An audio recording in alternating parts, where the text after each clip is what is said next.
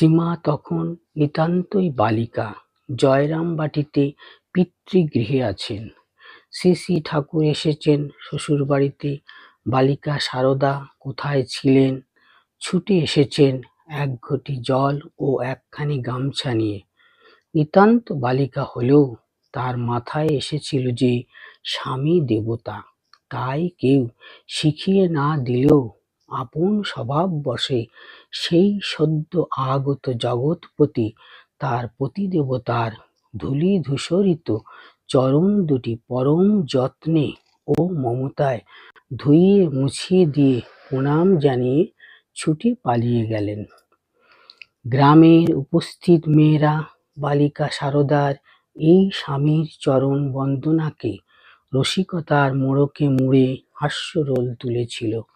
ওইটুকু মেয়েকে কে শিখিয়ে দিল যে এইভাবে স্বামীর পা ধুইয়ে দিতে হয়? তারা তো জানে না আদ্যাশক্তি পরমা প্রকৃতি যে তার বিবাহের প্রাক লগ্নে ৩ বছর বয়সেই তার পরম পুরুষটিকে চিনে নিয়েছিলেন এবং চিনিয়ে দিয়েছিলেন।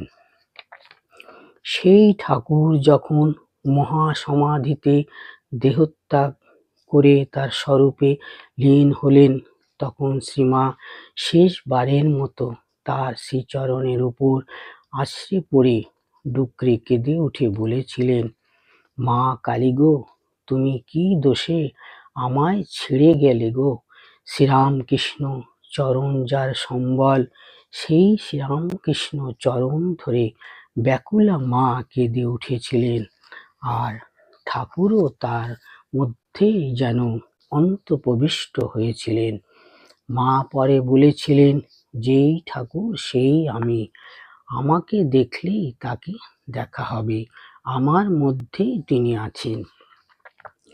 এরপরে মায়ের নিঃসঙ্গ জীবন। ঠাকুরের কথা মতো কামার পুকুরে আছেন। মা বলতেন, আমার বড় গঙ্গাবাই ছিল, কামার পুকুর নদীহীন, তাই তার মনে বড় দুঃখ। তিনি গঙ্গা স্নানে যাওয়ার কথাও ভাবতে লাগলেন।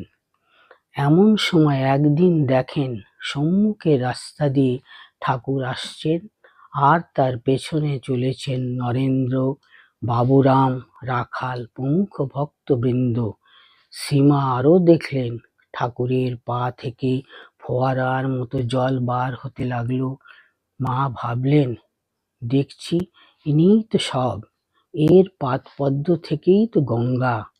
রঘুবীরের ঘরের কাছের একটা জবা গাছ থেকে মুঠো মুঠো ফুল তুলে শ্রীরামকৃষ্ণ পাদোদ্ভবা সেই রহস্যময়ী গঙ্গায় মা পুষ্পাঞ্জলি দিতে লাগলেন। পরবর্তীকালে যোগীন মাকে ওই ঘটনা বর্ণনা করতে গিয়ে মা বলেছিলেন, ওই অশ্বত্থ গাছের গোড়ায় ঠাকুর তখন দাঁড়িয়েছিলেন। শেষে দেখলুম ঠাকুর নরেনের দেহে মিলিয়ে গেলেন।